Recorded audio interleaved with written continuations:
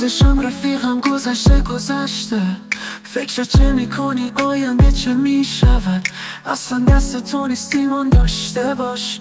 فکر آینده نباش آینده چه میشود در لحظه حال باش فقط زمان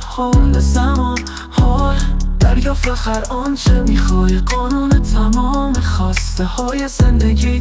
زمان حال زندگی یعنی همین حال خوب و لذت بردن از زندگی یعنی همین حال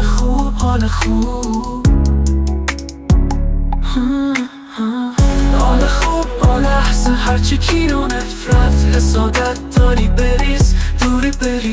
دور و گذشته و افکار بد را فراموش کن فقط حال خوب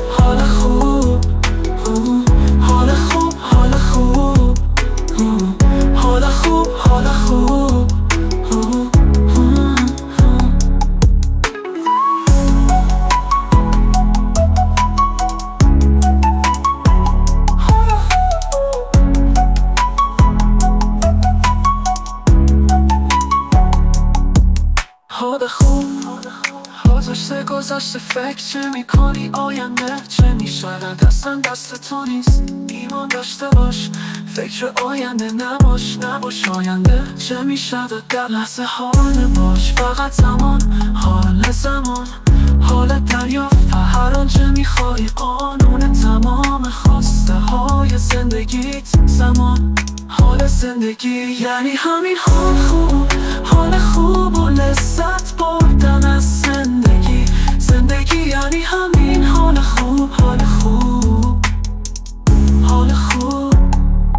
در لحظه هر چه کین و نفرت حسادت داری بریز دور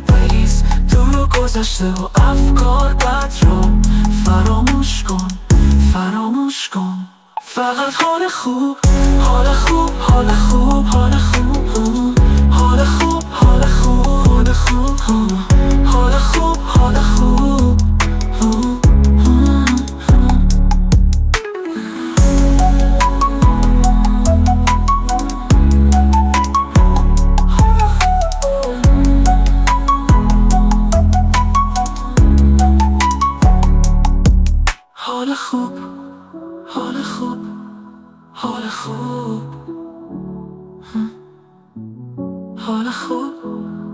خوب